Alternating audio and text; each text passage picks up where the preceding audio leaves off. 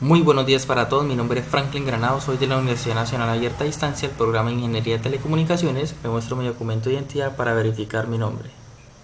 El curso que le muestra a continuación es el curso de Física General del grupo 452, unidad 3, Teoremas de la Conservación. Te voy a dar explicación al siguiente ejercicio. Ejercicio número 5. Considere un neutrón a velocidades no relativistas que se mueven horizontalmente con una velocidad t.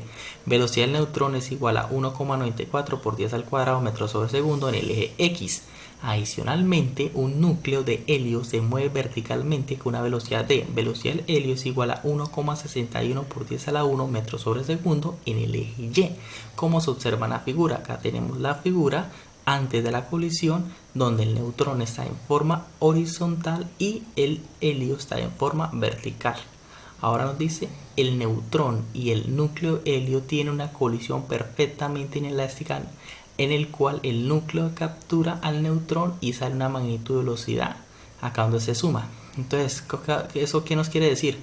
Eso fue antes de la colisión y acá es después de la colisión. En el momento de colisionar estas dos partículas se nos convierte en una sola. Ahora, ¿cuál es la diferencia entre choques elásticos e inelásticos desde el punto de vista conceptual y matemático?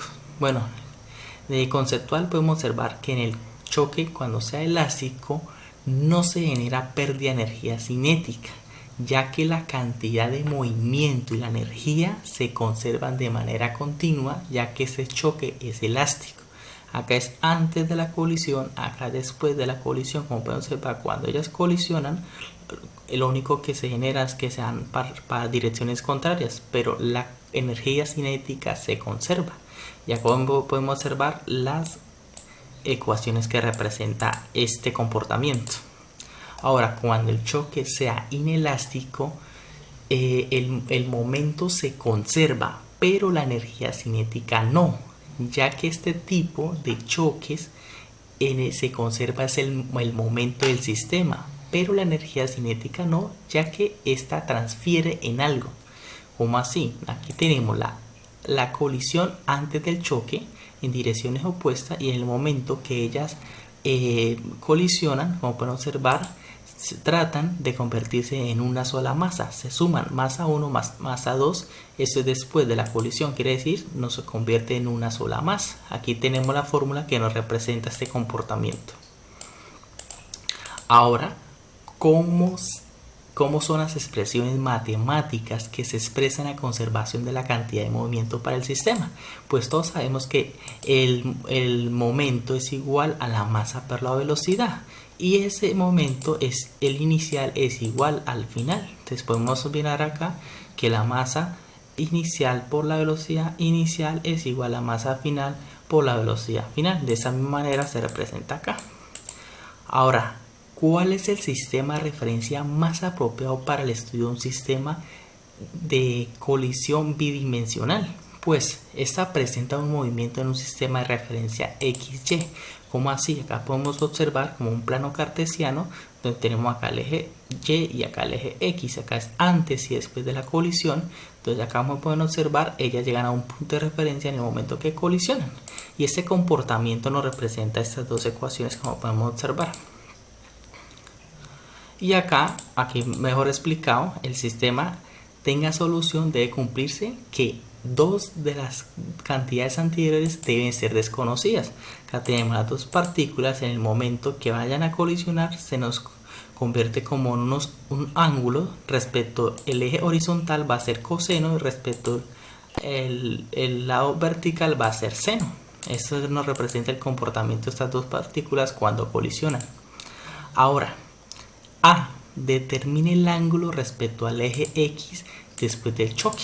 Bueno, para determinar esto, primero tenemos que identificar las masas. Acá tenemos la masa del helio, la velocidad del helio, la masa del neutrón y la velocidad del neutrón.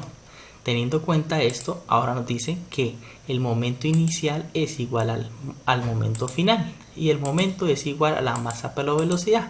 Entonces, para la partícula del neutrón va a ser en el eje X, donde tenemos que la masa del neutrón por la velocidad del neutrón es igual a la suma de las dos masas, tanto el neutrón como el helio, por la velocidad final del coseno de teta. Recordemos que en el eje X es coseno de teta, ya lo dije anteriormente.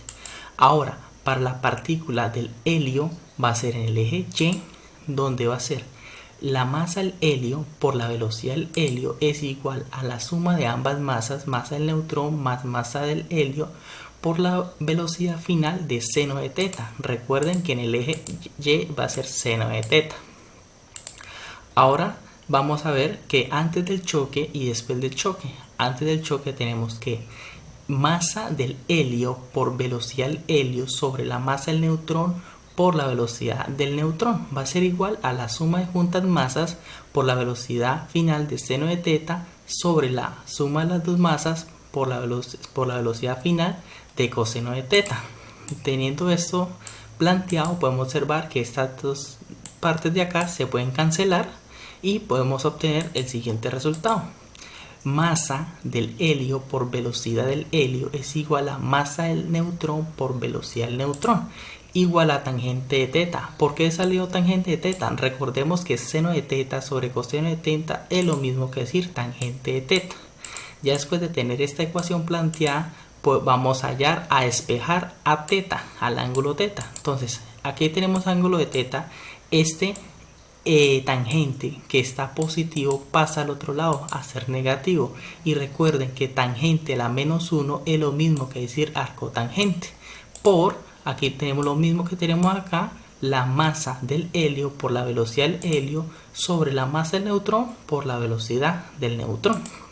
Ya teniendo esta ecuación planteada, lo que vamos a hacer es reemplazar los valores. Entonces el ángulo va a ser arco tangente. Aquí tenemos los valores reemplazados de la masa del helio por la velocidad del helio sobre la masa del helio por la velocidad del neutrón. Perdón, acá masa del neutrón por la velocidad del neutrón. ¿Qué hacemos? Eso que tenemos acá lo reemplazamos de forma numérica, lo que tenemos los valores anteriormente. Y realizando estos cálculos vamos a obtener que el ángulo va a ser igual de 89,99. Listo, ya después de tener el ángulo vamos a determinar cuánta energía cinética generaron estas dos partículas en el momento que se colisionaron.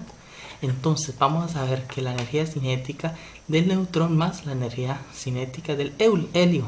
Entonces se determina la energía inicial. Para determinar esto primero tenemos que hallar la inicial y la final. Bueno, empezamos con la inicial. La energía inicial es igual a 1/2 por la masa del neutrón por velocidad del neutrón al cuadrado más 1/2 de la masa del helio por la velocidad del helio al cuadrado. Teniendo esto identificado, vamos a reemplazar estos valores. Y al reemplazar todos estos valores, obtenemos que la energía cinética inicial es de 8,62 por 10 a la 19 julios. Luego de tener esto, ahora vamos a hallar la energía cinética final. Pero para tener la energía cinética final, primero tenemos que conocer la velocidad final. Para conocer la velocidad final, tenemos que hallar primero esta ecuación. La velocidad final nos dice que es la masa 1 por la velocidad 1 inicial sobre la suma de las dos masas por el coseno de teta. Reemplazando esos valores nos queda que la velocidad final es la masa del helio por la velocidad del helio sobre la masa del neutrón más la del helio por coseno de teta. Reemplazamos todos esos valores y obtenemos que la velocidad final es igual a 92,25 por 10 a la menos 3 metros sobre segundos. Ya obteniendo la velocidad final, ahora sí vamos a hallar la energía cinética final. Entonces tenemos la siguiente fórmula: la energía cinética final es igual a 1/2 por la suma de juntas masas de la masa del neutrón más la masa del helio por la velocidad final cuadrado. Teniendo esta ecuación identificada, reemplazamos los valores ya teniendo la velocidad final y obtenemos que la energía cinética final es igual a 2,83 por 10 a la menos 23 julios. Ya teniendo identificado la energía cinética inicial y la final, vamos ahora a hallar la energía que en este momento estas dos colisionaron. ¿Cuál fue la pérdida que se generó en este comportamiento de estas dos partículas? Entonces tenemos que la energía cinética inicial es igual a la energía cinética final. Como tenemos que hallar la pérdida, entonces ¿qué hacemos? Esta que está sumando pasa al otro lado a restar. Entonces nos queda que la energía de pérdida es igual a la energía final menos a la energía cinética inicial. Reemplazamos los valores, como podemos observar, y obtenemos que la energía que se generó en esta pérdida es igual a menos 8,62 por 10 a la menos 19 julios. Esto nos quiere a concluir que en el momento que estas dos partículas, tanto la del neutrón como la del helio, cuando ellas colisionan en este momento, pues ya sabemos que va a generar un ángulo de 89,99 grados, y respecto a este ángulo podemos concluir que en ese momento que impactan estas dos partículas podemos tener que esta energía va a ser negativa, como podemos observar, de menos 8,62 por 10 a la 19 julios. Esta va a ser la energía que se presenta en el comportamiento de estas dos partículas. Entonces, muchísimas gracias, que Dios los bendiga, que tengan un excelente día.